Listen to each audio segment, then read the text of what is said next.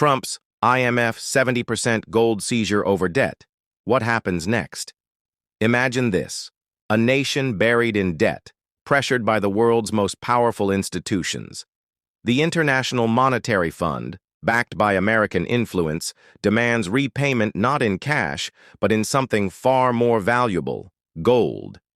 70% of a country's reserves gone overnight under the guise of debt settlement.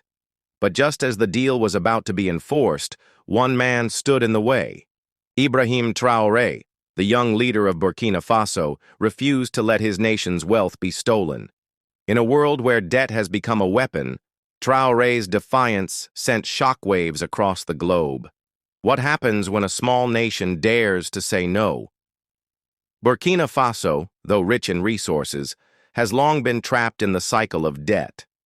Like many African nations, it borrowed billions over decades for infrastructure projects, military aid, and loans packaged as development support. But behind every loan was fine print: interest rates, repayment schedules, and conditions designed to keep the country dependent. By 2024, the pressure reached its peak. The IMF, heavily influenced by U.S. interests and American leadership, demanded repayment of overdue loans. But cash repayment wasn't possible. Instead, a shocking proposal emerged: seize 70% of Burkina Faso's gold reserves to settle the debt. This wasn't just economics, it was exploitation. Gold was the backbone of Burkina Faso's economy, the symbol of its sovereignty. Without it, the nation would be left vulnerable and broken.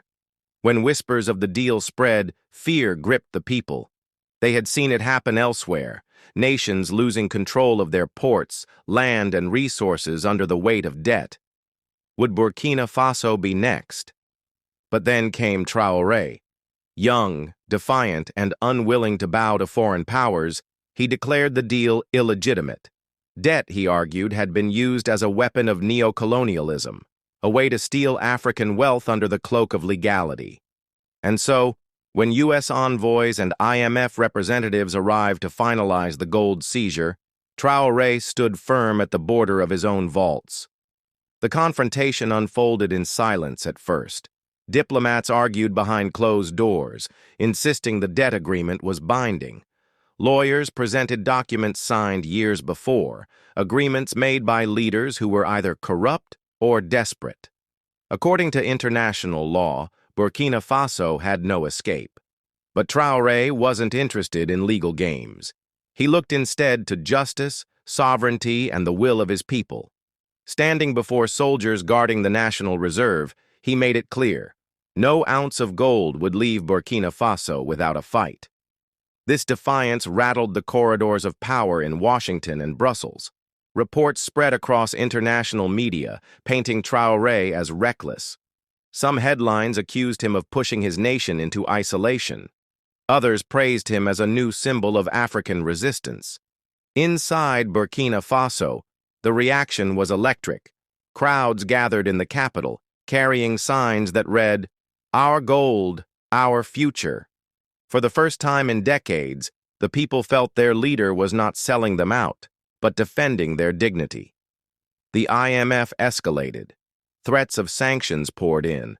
Warnings of economic collapse, blocked trade, and frozen accounts became daily messages. To make matters worse, American officials hinted at military repercussions, an unspoken threat that had loomed over many African nations before. Yet Traoré did not budge. Instead, he called upon allies. He reached out to other nations in West Africa, some of whom were also questioning their IMF debts. Conversations of a new financial alliance, free from Western control, began to take shape. Then came the breaking point. International forces tried to enforce the seizure directly. Documents authorized trucks to move into Burkina Faso, ready to haul away the gold under IMF security. But when the vehicles approached, they were stopped, not by weak resistance, but by an entire military unit under Traoré's command. The world watched as the convoy of armored trucks sat immobilized at the gates of Burkina Faso's reserves.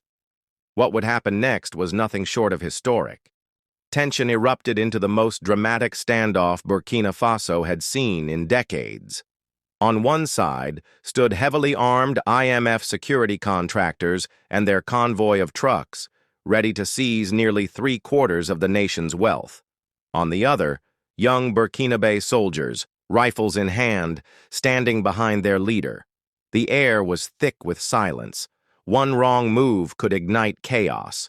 Foreign media framed it as rebellion against global order. Locals called it the fight for freedom. Traoré arrived personally at the gates. His words carried no threats, only resolve. He announced to the watching world that Burkina Faso was not a colony, not a debtor slave, and not a weak nation to be looted at will. "If you want our gold," he declared, "you will have to take it by force." The images spread instantly. A young African leader facing down the world's most powerful economic forces with nothing but courage and conviction. For many, it was a moment that felt larger than life. The IMF convoy, outnumbered and outmaneuvered, was forced to retreat. International outrage followed, but so did admiration. Across Africa, people cheered. Across the West, officials scrambled to control the narrative. For the first time in decades, the rules had been broken, not by the IMF, but against it. The aftermath was seismic. Sanctions followed, yes. Threats of economic collapse loomed, yes. But something greater had been born. A movement. Traoré's defiance against the gold seizure ignited conversations not just in Burkina Faso, but across Africa. Why should nations hand over their natural wealth to pay debts they never truly benefited from? Why should the poorest citizens suffer while the richest institutions profit? These questions spread like wildfire. Soon, whispers turned into actions. Neighboring countries began questioning their IMF deals. Proposals for a pan-African financial system gained traction. The gold standoff of Burkina Faso became a symbol of resistance against neocolonial debt traps. Inside the country, Traoré's popularity soared. The people saw him not just as a president, but as a guardian of their future.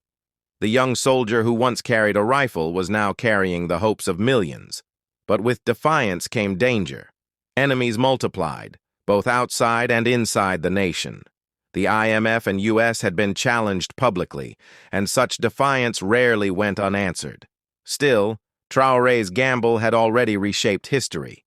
The question was no longer whether Burkina Faso could resist, it was whether Africa itself could unite behind the same vision. The story of the 70% gold seizure was more than just about debt. It was about dignity, about the value of sovereignty, and about the courage of a leader who dared to say no when the world expected him to bow. And as the dust settled, one haunting question remained for the global order. If one small nation can block the IMF and America from seizing its gold, what happens when an entire continent decides to rise?